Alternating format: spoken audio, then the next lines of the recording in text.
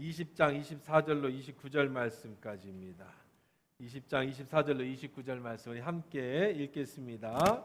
12 제자 중에 하나로서 디두모라 불리는 도마는 예수께서 오셨을 때 함께 있지 아니한지라. 다른 제자들이 그에게 이르되 우리가 주를 보았노라 하니 도마가 이르되 내가 그의 손에 못자국을 보며 내 손가락을 그 못자국에 넣으며 내 손을 그 옆구리에 넣어보지 않고는 믿지 아니하겠노라 하니라. 여드레를 지나서 제자들이 다시 집 안에 있을 때에 도마도 함께 있고 문들이 닫혔는데 예수께서 오사 가운데 서서 이르시되 너희에게 평강이 있을지어다 하시고 도마에게 이르시되 내 손가락을 이리 내밀어 내 손을 보고 내 손을 내밀어 내 옆구리에 넣어보라. 그리하여 믿음 없는 자가 되지 말고 믿는 자가 되라. 도마가 대답하여 이르되 나의 주님이시요 나의 하나님이시니이다. 예수께서 이르시되 너는 본고로 믿느냐? 보지 못하고 믿는 자들은 복되도다 하시니라. 아멘. 좋으신 하나님, 이 시간에 말씀드리려고 합니다. 생명의 말씀, 하나님의 음성으로 들려지는 시간 되게 은혜 내려 주옵소서. 예수님의 이름으로 기도합니다. 아멘. 예수님이 부활하시고 막달라 마리아에게 나타나셔서 평안을 약속하셨습니다. 그리고 가서 나의 부활을 알려라, 제자들에게 전하라는 사명도 주셨습니다. 제자들이 모여 있을 때 두려워 떨고 있던 제자들에게 나타나셔서 똑같이 평안을 주시고 성령을 받으라, 그리고 사명자가 되라는 말씀도 해주셨습니다. 예수님의 제자들이 부활의 예수님을 만났습니다. 하지만 특별하게 변화된 건 아직 없습니다. 왜냐하면 아직 성령이 그들에게 임하지 않았기 때문이죠. 그런데 그 자리에 한 제자가 빠져 있습니다. 바로 디두모라 하는 도마라는 제자입니다. 도마가 그 자리에 없었다, 성경은 얘기하죠. 자, 오늘 본문의 1절에 보면, 24절에 보면 12제자 중에 하나로서 디두모라 불리는 도마는 예수께서 오셨을 때 함께 있지 아니한지라. 어디 갔을까요? 몰라요. 알 수는 없습니다. 어디 갔는지는 알 수 없어요. 단지 중요한 건 거기에 없었다는 겁니다. 도마가 돌아왔을 때 여러분 장면이 상상이 가십니까? 여러분 한번 생각을 해보세요. 여러분이 예수님을 만났는데 도마가 그 자리에 없었다가 도마가 왔어요. 도마야 어디 갔다 왔어? 어디 갔다 이제 왔어? 아니면 어디 잘 갔다 왔어? 그랬겠죠? 그러고 말했을 겁니다. 야, 예수님이 나타나셨어. 예수님이 부활하셨어. 이구동성으로 말했을 겁니다. 흥분해갖고 난리가 났을 겁니다.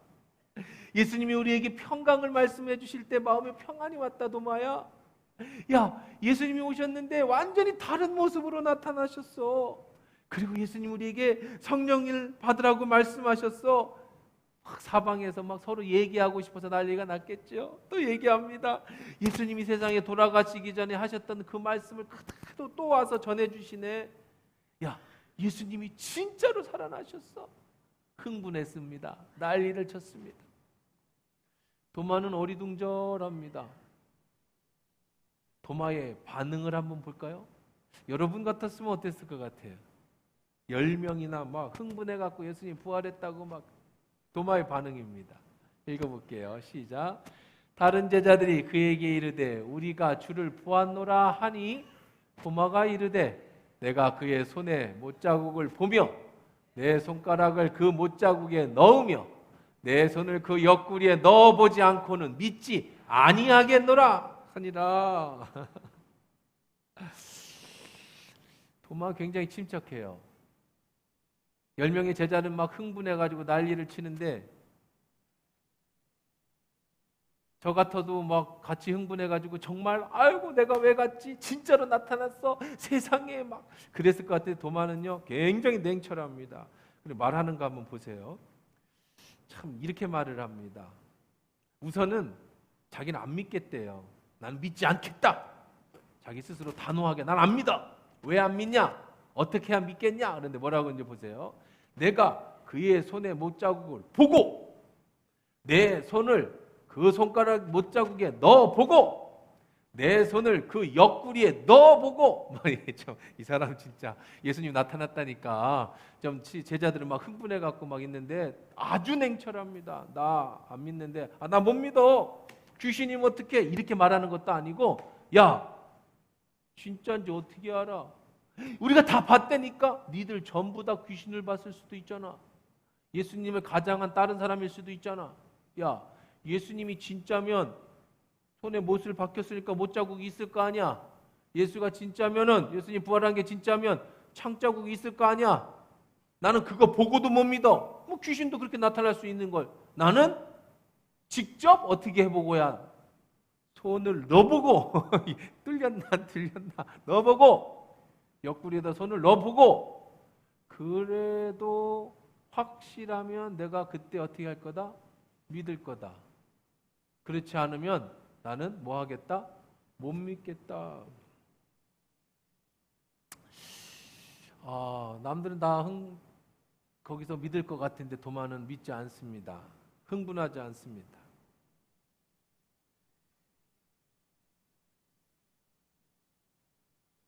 환상을 본 것일 수도 있잖아요. 만져봐야지. 그래야 나는 믿겠다. 의지를 분명히 합니다. 난 옆구리에 넣어보지 않고는 안 믿겠다. 그냥 환상이라도 나는 믿지 않겠다. 도마의 성격이 그래요. 도마에 대한 이야기가 성경에 몇 구절 나옵니다. 요한복음 11장에 도마의 이야기가 나오는데요. 예수님이 예루살렘에서 복음을 전하실 때 나면서 소경된 사람을 살려주셨어요. 나면서 시각장애인을 눈을 뜨게 해주셨습니다. 그랬더니 바리새인과 서기관들이 그걸 비난해요. 그러니까 예수님이 뭐라고 말씀하셨느냐면 이 종교 지도자들을 향해서 양과 목자의 말씀을 길게 설명하시면서 너희들은 내 양이 아니니까 내 음성을 못 듣는 거야. 너희들은 내 백성이 아니니까 나를 못 보는 거야. 그렇게 공개적으로 이 종교 지도자들을 향해서 너희들은 시각장애인이야. 너희들은 청각장애인이야. 육체적으로만 눈 떴다고 눈 뜬 게 아니야. 이렇게 공개적으로 비난을 하셨어요. 거기까지는 그래도 뭐 예수님이 뭐 그럴 수 있다라고 생각을 했어요. 근데 뭐라고 얘기를 했느냐? 나와 아버지는 하나다. 무슨 얘기냐면 내가 하나님이다 그랬어요. 그러니까 가뜩이나 울고 싶은 제자들이었는데 그 바리새인들과 서기관이었는데 뺨을 때려줬습니다. 뭐? 네가 하나님이라고? 이건 신성모독이다. 죽여라. 그래서 이제 공개 수배를 내립니다. 예수님과 제자들은 그 자리를 피하죠. 그래서 예루살렘을 떠납니다. 며칠 되지도 않았는데 떠난 지 며칠 하루 이틀도 안 됐는데 며칠 되지도 않았는데 갑자기 나타나요. 그 예수님께서 뭐라고 말씀하시냐면 야 우리 다시 예루살렘 성으로 돌아가야겠다 그럽니다. 왜? 예수님 다시 들어간다고요? 자 보세요. 그 후에 제자들이 이르시되 유대로 다시 가자 하시니 제자들이 이 말을 말하되 랍비요 방금도 유대인들이 돌로 치려 하였는데 또 그리로 가신다고요? 조금 전에 돌에 맞아 죽을 뻔해서 간신히 도망 나왔는데 지금 우리가 지명수배 당했는데 또 돌아간다고요? 왜 갑자기요? 그랬더니 예수님께서 이렇게 말씀하시죠.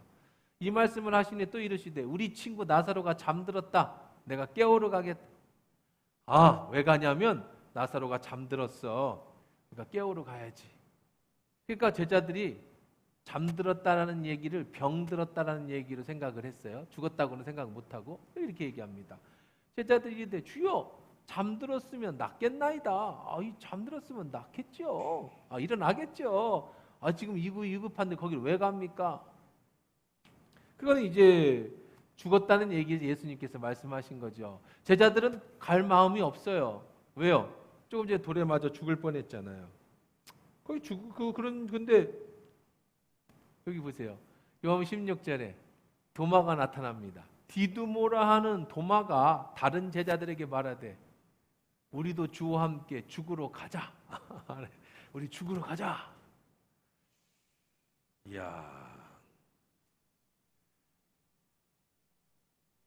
지금 예루살렘으로 돌아가는 건 죽음을 얘기하는 거예요. 돌에 맞아 죽을 수 있어요. 지금 지명수배 당했거든요. 근데 뭐라고 얘기하냐면 야, 우리도 죽으러 가자 그럽니다. 죽으러 가자. 자살행위입니다.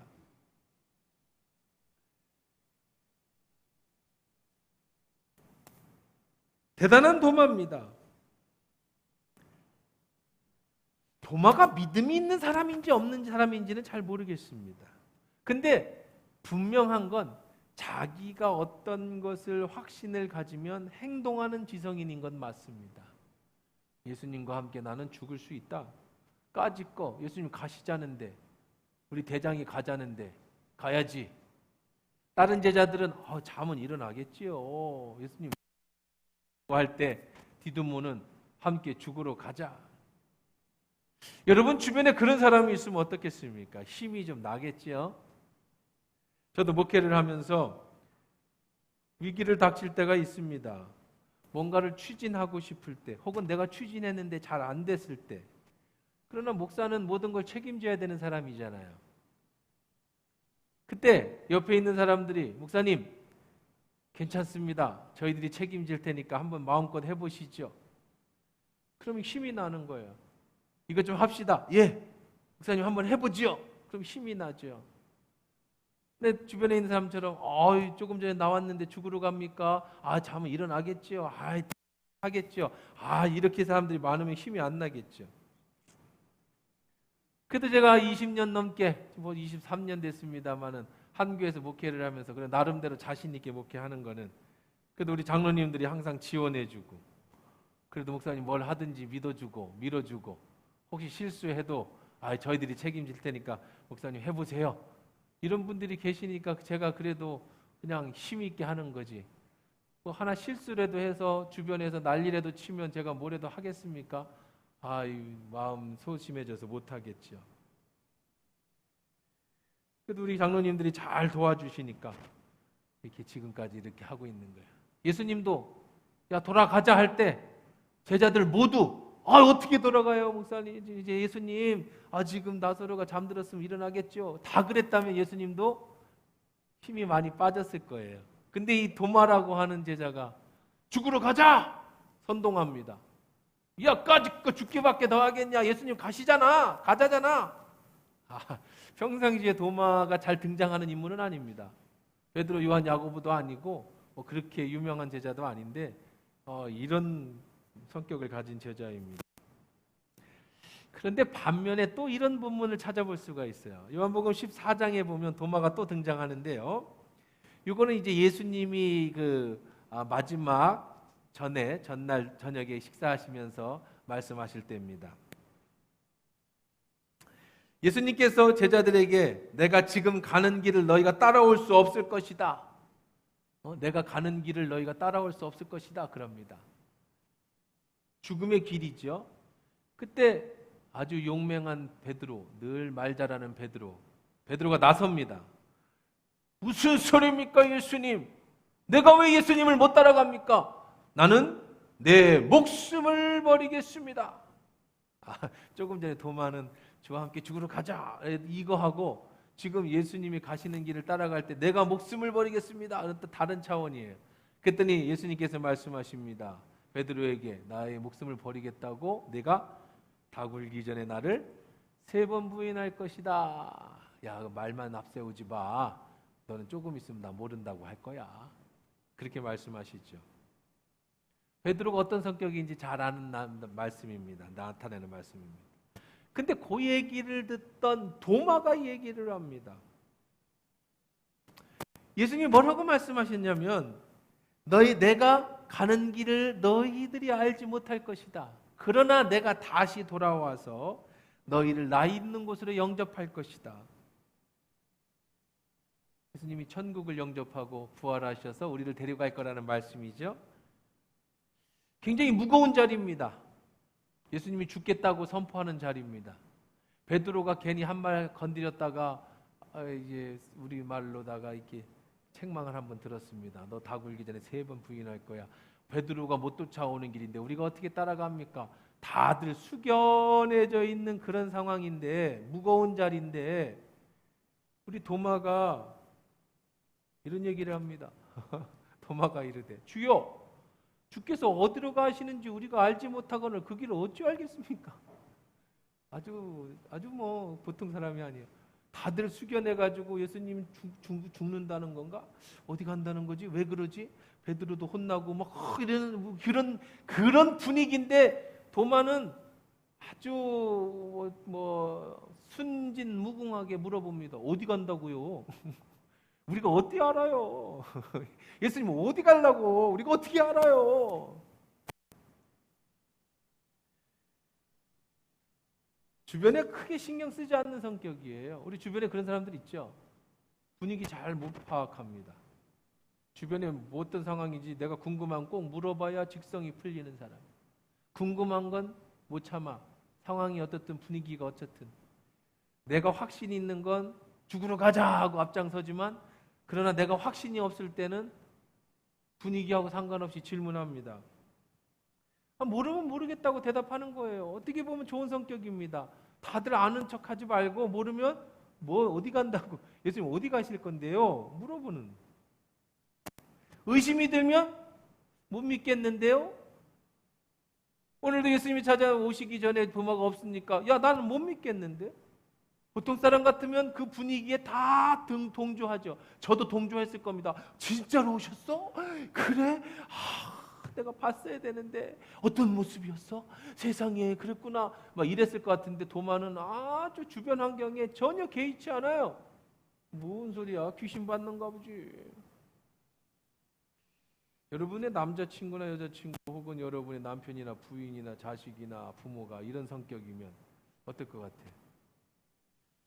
모르겠습니다. 뭐 좋다 나쁘다는 얘기는 아닙니다. 그런 사람이 있다는 거예요. 도마가 도대체 어떤 성격일까?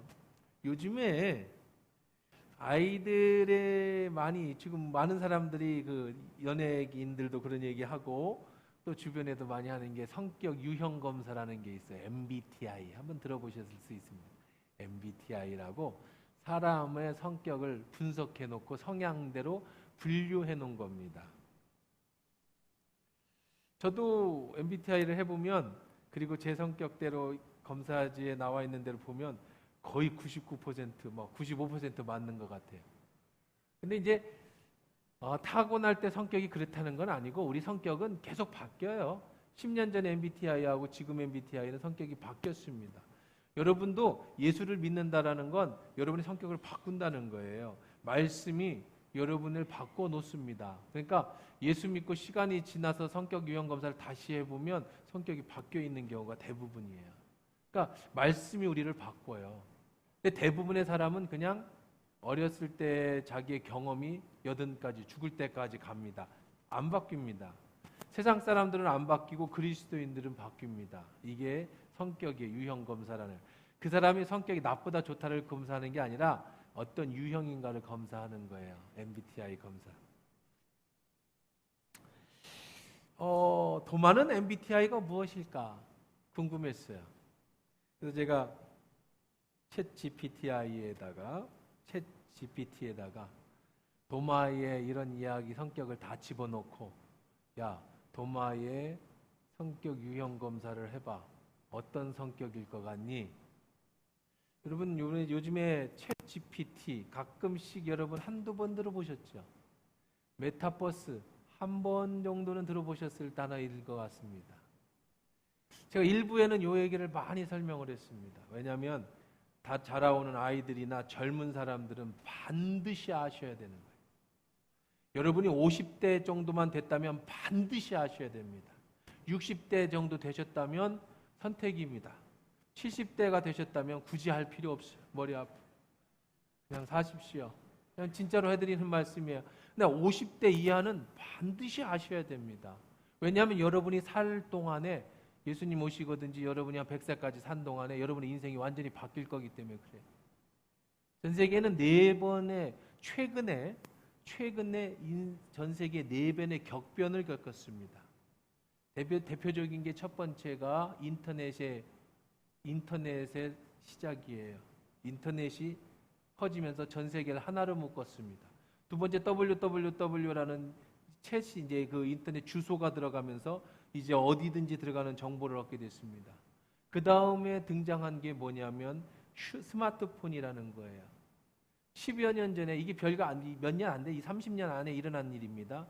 스마트폰이라고 하는 것이 처음 발견했을 때, 아이폰이 나올 때, 저는 그 전에도 전 그 당시 젊었으니까 핸드폰을 최신식을 늘 바꿔 들고 다니고 이런 걸 좋아했어요.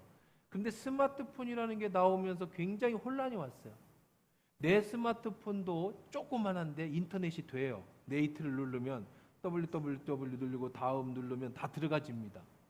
그리고 내 핸드폰도 사진 잘 찍히고 내 핸드폰도 쫙 뽑으면 DMB가 나와요. 텔레비도 나오고 인터넷도 나오고 사진도 찍는데 스마트폰이라는 게 왜 필요하냐? 스마트폰이 뭐 하는 거야? 그랬더니 인터넷도 되고 사진도 찍고 핸드폰도 되는 거래요. 내 것도 되는데? 그래서 제가 그거를 공부했어요. 그때 우리 은영 장로님도 하나 사갖고 둘이 은영 장로님한테 물어보고, 은영 장로님 더 앞서 나이도 나보다 많은데 어디서 이렇게 배워갖고 왔는지, 그래서 장로님하고 앉아갖고 이게 뭐냐고 자세하게 이제 배웠던 기억이다. 오래전 얘기죠. 근데 지금 스마트폰과 핸드폰이 뭐가 다르냐? 핸드폰과 옛날의 폰과 스마트폰 뭐가 다르냐? 당연히 다르죠. 어플이라는 게 있어서 어플로 들어가면, 물론 지금도 스마트폰하고 상관없이 사시는 분도 계세요. 괜찮다니까 그렇게 사시면 그냥 사셔요. 머리 아파요. 그런 거 만드는 면 아까 얘기한 것처럼 그냥 나이가 들고 나는 싫어 그러면 그냥 사시면 돼요. 괜찮아. 그런다고 여러분 스마트폰 모른다고 뭐 조금 불편할 뿐이지 뭐 사는 건 아무 지장이 없어. 그러니까 젊은 사람들은 꼭 알아야 돼. 젊은이가 스마트폰을 모르면 안 돼. 애기들 태어날 때 스마트폰 들고 나오잖아요. 애기들 들고 나와. 엄마 태어날 때 최신폰 들고 나오잖아. 그냥 뭐 식당 가보세요. 그냥 엄마들이 밥 잘 먹어요. 옛날에 애기 때문에 밥 못 먹었는데 왜? 스마트폰만 하나 놓으면은 그냥 뭔지 눈이 반짝반짝하니까 애들 안 떠들고 그거 본다니까요. 근데 그렇게 하지 말래요. 참고로 애들 지능이 굉장히 떨어진다고 합니다. 뭐 그건 다른 얘기고, 스마트폰이 세상을 완전히 바꿨어요. 제가 20년, 30년 전에 서울 올라가서 일이 있어서 서울 자주 올라갔습니다. 공부하러. 그때. 그러면 서울에 지하철을 타고 공부하는 데까지 가려면 제가 꼭 이렇게 지하철 몇 개를 그냥 지나가요. 왜냐하면 이렇게 쳐다보며 갑니다. 돈은 없어서 신문 사기는 아깝고. 그럼 누가 꼭 신문을 보고 올려놓은 것이 있어요. 그럼 그거 내려놓고 신문을 보고, 이것도 없으면 지하철역 앞에서 신문을 주었어요. 무료 신문을. 광고 신문을. 지금 그런 거 하나도 없습니다. 지하철에서 신문 찾아볼 수도 없어요. 왜요? 지금 누가 신문 봅니까? 스마트폰 보죠. 시대가 완전히 바뀌어진 거예요. 그런 것보다 더 빠른 게 챗 GPT와 그리고 메타버스라고 하는 거예요. 우리 우리 남성 목장에서 은영 장로님 남성 목장이 이제부터는 줌으로다가 목장 예배를 드린대요. 인터넷 시간에 다 들어와서 앞서가는 이제 조금 발전한 메타버스로 가시면 돼요. 줌하고 메타버스는 또 다른 게 뭐냐면, 메타버스라는 가상 공간에 다 같이 들어가요. 얼굴을 자기 걸로 넣을 수도 있고, 그래서 탁자에 같이 앉습니다. 줌은 지금 얼굴 보면서 서로 각자 방에서 하는 거고, 메타버스는 이 예배당으로 오는 거예요. 이게 발전하면은요, 이거 예배 시간 늦어지는데 큰일 났다. 그래도 이거 아니면 들어볼 기회도 없는 분들을 위해서 제가 얘기해야 돼. 이제 이게 한 5년, 10년 안에 발전되면 어떻게 되냐면, 집 안에서 여러분이 예배를 드리는데, 지금은 여러분 인터넷 예배 어떻게 드렸어요? 스마트폰을 보시든지 텔레비 연결을 하셔서 화면을 봐서 소파에 앉아서 보셨잖아요. 메타버스가 이제 도래해서 5년, 10년 뒤에는요, 여러분이 구글을 쓰든 안 쓰든 지금 이 가상현실 여기하고 똑같은 상황에서 예배를 드리게 돼요. 이걸 조금 쉽게 이해할 수 있는 부분이, 운전을 하잖아요. 근데 요즘에 운전 연습을 할 때 운전면허 시험을 보는 그런 학원이 있는데, 그냥 가상현실 속에서 컴퓨터로다가 핸들을 잡으면 똑같이 운전하는 것처럼 느껴지는 현실이 세계가 와요. 이걸 운전 교육을 쓰고 있어. 진짜로 학원이 있어요. 운전면허 학원에. 이게 발전했다고 생각하시면 됩니다. 그냥 집에서부터 교회 올 거 없어요. 소파에 앉는데 그냥 지금하고 뭐가 다르냐면 지금은 핸드폰을 일방적으로 내가 쏴주는 걸 보지만 메타버스는 같이 똑같이 지금 이거하고 똑같이 예배를 드릴 수 있어요. 환경이. 이게 메타버스예요. 그러니까 시공간을 초월합니다. 미국도 갈 수 있어요. 지금 당장. 미국의 캐나다 나이아가라 폭포를 비행기를 몇 시간 타고 가서 우와 그 신선한 바람을 느끼고 이게 그구나 아니라 집에서 앉아 있어도 그것을 그냥 가상의 현실 속에서 여러분 벽에서 진짜 폭포가 쏟아지게 지금처럼 뭐 그냥 쏟아지는 느낌이 아니라 그게 메타버스예요. 챗 GPT는 뭐냐면 이게 더 무서운 겁니다. 메타버스보다 더 무서운 게 챗 GPT. 좀 예배가 느려져도 여러분 상식을 배웠다고 생각을 하시고 좀 기다리시면 좋은 경우가 있습니다. 메타버스 챗 GPT는 뭐냐면 지금까지 네이버, 다음, 구글 선생님들이 계셨어요. 한화교회 치면 한화교회가 누구? 김창모 목사 치면 쭉. 이게 챗 GPT는 뭐냐면 김창모 목사의 나이에 대한 자료를 모든 자료를 다 가지고 있어서 물어볼 때 김창모 목사의 성격이 뭐야? 라고 치면 김창모 목사님의 MBTI는 무엇이고 뭐는 무엇이고 이렇게 돼서 이제 우리가 10시간 동안 서치해야 될 것을 단 1초 만에 내가 알고 싶은 정보를 다 가지고 오는 거예요. 무서운 시대가 되는 겁니다. 이제 그 인공지능이라고 하는 거예요. 챗 GPT는 인공지능, 우리 옛날에 공상과학 영화에서 봤던 인간의 지식 있죠. 뇌의 기능, 인간이 가질 수 있는 생각과 사고를 지금은 거의 인공지능이 넘어섰다고 얘기하거나 넘어서려고 한다고 얘기를 하고 있습니다. 그런데 이 발전 속도가 하루가 10년입니다. 얼마나 무서우냐면 오늘 챗 GPT 강의를 했는데 일주일 뒤에 그 사람이 2부 강의를 할 때 그 일주일 사이에 지난 일주일 전에 강의했던 건 옛날 것이 됐어요. 아무도 쓰지 않아요, 그걸. 얼마나 무서우냐면 지금의 과학자들, 테슬라의 그 앨런 머스크라든지 뭐 다른 특별하게 이런 쪽에 앞서는 사람들이 이대로 가면 지구가 멸망한다고 얘기를 합니다. 발전 속도를 따라갈 수가 없다고 그래요. 그래서 우리가 휴전을 하자고 하는데 전 세계의 과학자들이 딱 6개월만 연구를 그만 멈추고 챗 GPT 시대의 인간성과 도덕적인 것이 어떻게 우리가 이걸 대안을 세우는 것을 먼저 세고 놓고 다시 연구를 시작하자. 안 그러면 6개월 안에 이 지구에 어떤 변화가 일어날 수가 있을지 알지 못하는 시대가 도래한 거예요. 그러니까 정말 무서운 겁니다. 인공지능, 옛날에 로봇이 생각하고 말하고 로봇이 인간을 지배하는 그런 얘기가 공상과학 영화 얘기가 아니라 지금 인간의 지혜를 뛰어넘고 있다고 얘기를 해요. 근데 이것이 전 세계 기술 연구소에서 자기들만의 연구를 가지고, 그러니까 인공지능이라는 게 한마디로 뭐냐면 내 머리로다가 공부를 하는데, 여러분이 공부를 하잖아요. 공부를 하는데 이 컴퓨터는 그냥 1초 만에 수억만 장의 그거를 그냥 자기가 공부를 하는 거예요. 학습을 그냥 쌓아놓는 거예요. 그러니까 어마어마한 자료를 가지고 있는 것이 아니라 이것을 창작해내고, 이제 챗 GPT가 그림을 그리면 인간보다 더 잘 그리고요. 챗 GPT가 사진을 찍으면 인간보다 더 잘. 요즘에 사진 전시전에서 1위하고 그림 전시전에서 1위하고 심지어는 작곡, 작사도 챗 GPT가 다 해냅니다. 인간보다 더 멋있게, 더 잘하게. 요게 불과 한두 달 안에 일어난 일들이에요. 이보다 더한 일들.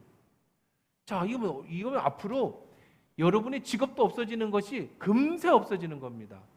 제일 많이 없어질 게 변호사들 없어져요. 챗 GPT한테 지금 사건에 이런 내용이 있어. 이 사람을 변호해 줘. 그러면 변호사가 가지고 있는 지식보다 더 많은 지식에, 그리고 판례와 전 세계의 법전을 다 알고 있어요. 그거를 적용해서 문제는 이러하기 때문에 형량 뭐가 떨어질 것이고 뭐는 뭐가 될 것입니다. 딱 인간은 실수하지만 컴퓨터는 실수하지 않습니다. 그러니 변호사들이 살아남겠습니까? 의사 좋아하지 마세요. 내 증상, 내 엑스레이 사진, 내 걸 딱 챗 GPT에다 놓으면 이런 경우에 이런 질병일 확률이 96.43217이고 이런 경우에 이런 약을 투여했을 때 부작용이 날 수 있는 확률은 0.0223%고 그러니 이런 경우에는 이런 약을 투여하시고 수술을 진행할 때는 0.21mm 고기를 정확하게 잘라서 이걸 컴퓨터가 다 얘기해 주는 거예요. 그리고 컴퓨터가 수술을 해요. 실수하지 않습니다. 이게 미래 얘기가 아니라 지금 일어나는 얘기고 요 발전 속도가 하루가 10년씩 접어들어가는 시대입니다. 얼마나 무서운 시대예요.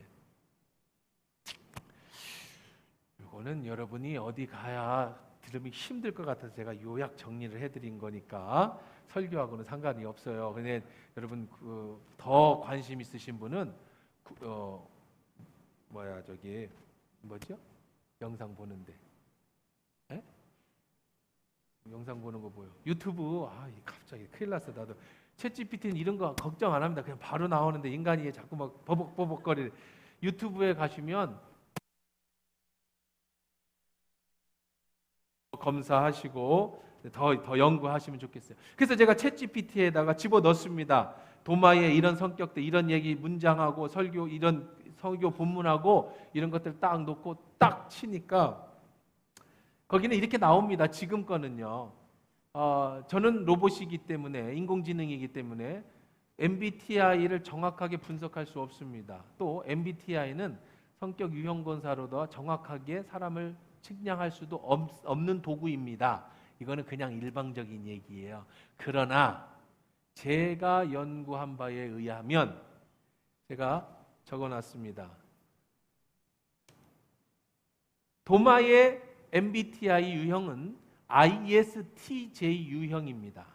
ISTJ 유형은 침착하고 조용하며 일관성 있는 생활과 질서를 추구합니다. 또한 논리적인 사고력과 분석력이 뛰어나며 의심이 많아 결정을 내리기 전에 꼼꼼하게 검토합니다. 흥분을 잘하지 않으며 감정적으로 표현하는 것을 자제하며 느긋하게 문제를 해결합니다. 결정을 내리는데도 신중하게 생각하며 일반적으로 빠른 대처 능력을 갖추고 있습니다. 이게 챗GPT가 도마의 성격을 분석한 거예요. 제가 만약에 성격 분석 검사서라면 지금 이 MBTI를 다 알아야 되고 도마의 성격을 다 알아야 되고 이걸 하나하나 분석해야 돼서 일주일 만에 제가 ISTJ형이라고 하는 유형을 만들어내야 되는데 챗GPT는 5초 만에 이걸 만들어낸 거예요. 이런 시대라는 걸 제가 설명해 드리는 거예요. 그러니 뭐 성격 검사해 주는 사람들도 다 끝났지 뭐 이제 컴퓨터가 다 해주는 시대가 됐으니. 자, 그런데 중요한 건 오늘의 핵심은 챗GPT가 아니고 자, 예수님이 이런 도마, 의심 많은 도마를 찾아오셨다라는 게 주제입니다. 자, 26절, 27절입니다. 여드레를 지나서 제자들이 다시 집안에 있을 때에 도마도 함께 있고 문들이 닫혔는데 예수께서 오사 가운데 서서 이르시되 너에게 평강이 있을지어다 하시고 도마에게 이르시되 내 손가락을 이리 내밀어 내 손을 보고 내 손을 내밀어 내 옆구리에 넣어보라. 그리하여 믿음 없는 자가 되주고 믿는 자가 되라. 자, 여드레 8일이 지났습니다. 제자들은 8일 내내 뭐 하고 있어요? 여전히 숨어 있었습니다. 그런데 예수님이 또 찾아오셨습니다. 이번에는 모두가 있었습니다. 도마도 있었습니다. 순수하게 도마만을 위해서 찾아오셨어요. 똑같이 평강이 있을지어다 인사했습니다. 그리고는 바로 도마에게 얼굴을 돌리고 하시는 말씀. 도마야, 네 손가락을 이리 내밀어라. 그리고 내 손을 봐라. 도마야, 여기다 손을 넣어봐라. 도마야, 내 옆구리 창자국을 봐라. 도마야, 여기에 내 손을 넣어봐라. 이 말은 도마가 8일 전에 제자들이 예수님을 만났다고 얘기했을 때, 부활했다고 얘기했을 때 도마가 뭐라고 얘기했습니까? 똑같이 했는 얘기를 예수님이 들으시고 예수님이 오셔서 그렇게 말씀하신 거예요. 자, 예수님은 감정을 상해하지 않으셨습니다. 너 왜 못 믿느냐고 나무라지도 않으셨습니다. 너 왜 믿음 없느냐고 책망하지도 않으셨습니다. 예수님은 단 한 사람 도마만을 위해서 찾아오셨습니다. 친절하게 자신의 성스러운 자신의 부활하신 육신, 막달라 마리아에게는 만지지 마라, 내가 아버지께 아직 보이지 못했다 하셨던 그 성스러운 육신을 직접 내밀면서 보고 만져보라고 말씀하십니다. 왜요? 도마를 믿게 해주려고. 도마를 믿게 해주려고 예수님이 다시 찾아오셨다는 거예요. 사람마다 성격이 다 달라요. MBTI 제가 말씀드렸습니다. 절대로 좋은 성격과 나쁜 성격은 없습니다. 의심이 많은 도마라는 거죠. 예수님은 너 왜 성격이 그 모양이야? 이렇게 말씀하지 않으신다는 겁니다. 사람은 다른 사람의 눈을 자기의 눈으로 판단합니다. 아유, 쟤는 왜 성격이 저래? 아우, 쟤는 왜 이렇게 소심해? 아우, 쟤는 왜 이렇게 함부로 말하고 대범해? 아우, 쟤는 뭐에 이래? 우리는 이렇게 남을 판단합니다. 남의 성격을 지적합니다. 근데 예수님은 절대 그러지 않으십니다. 각자의 자유의지가 있어요.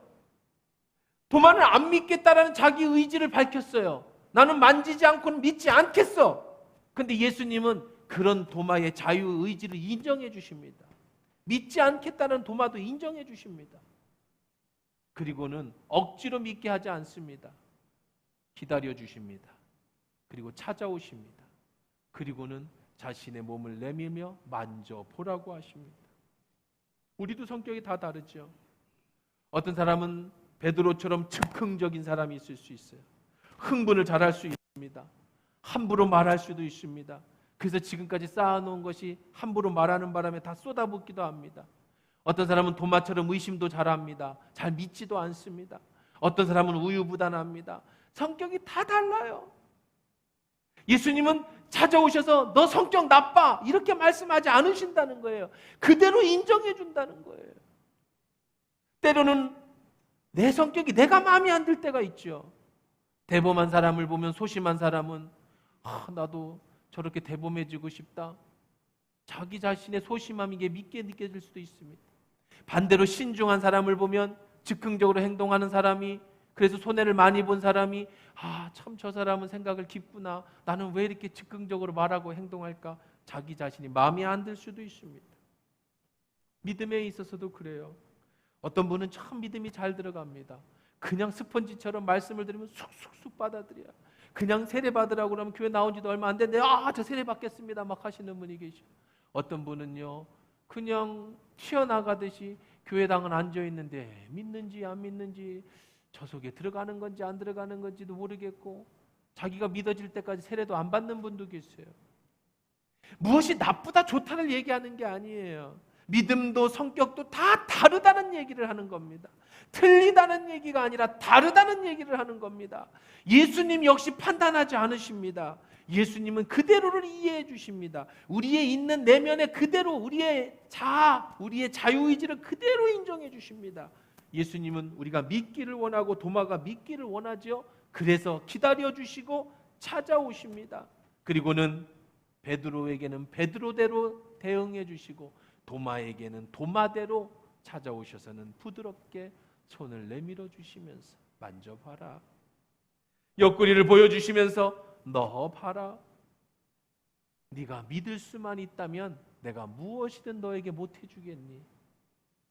이게 바로 우리의 예수님이신 줄 믿습니다.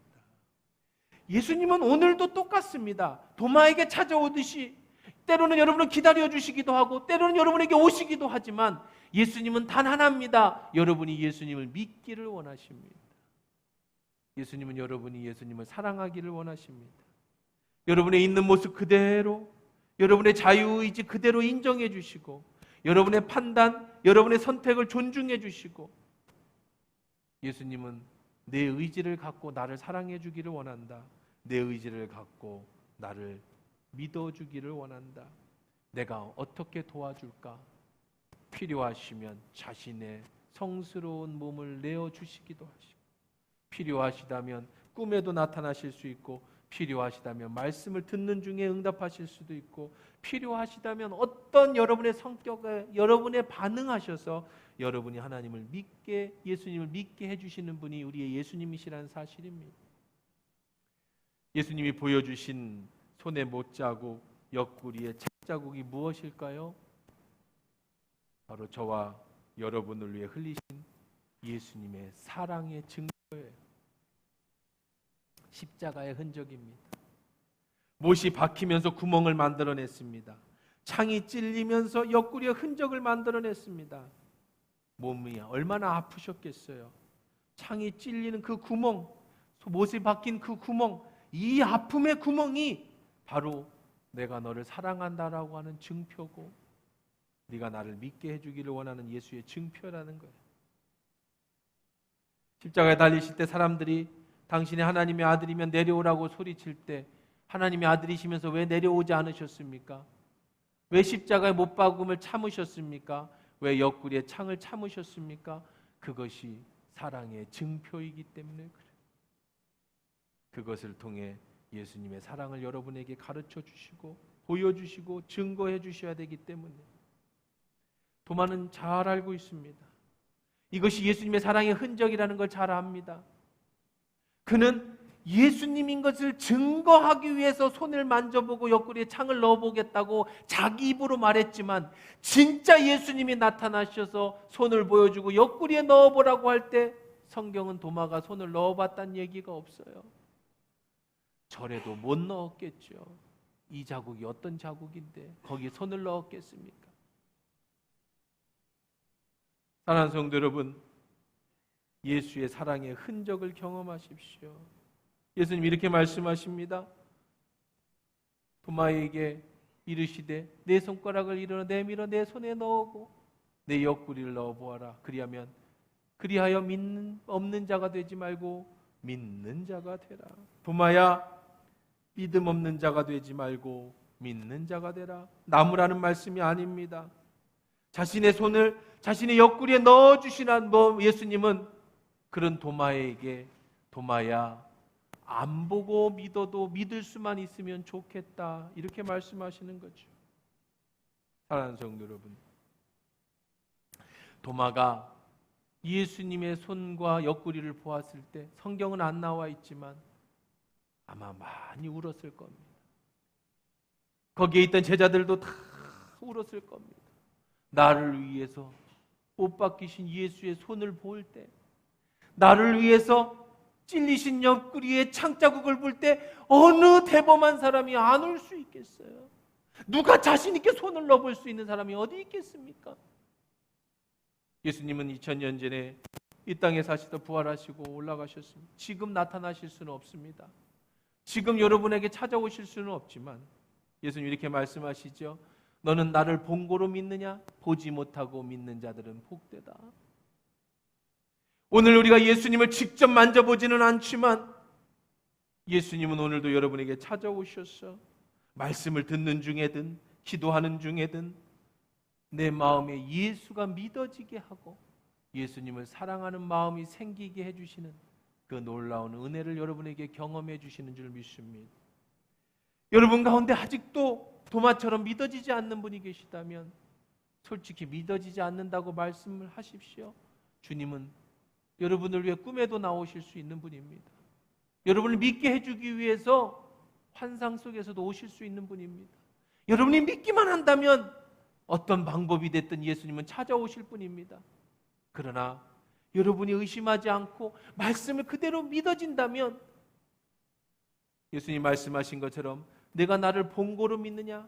보지 못하고 믿는 자들이 더 복이 있다고 말씀하신 것처럼 오늘 여러분이 믿기로 마음을 먹으십시오.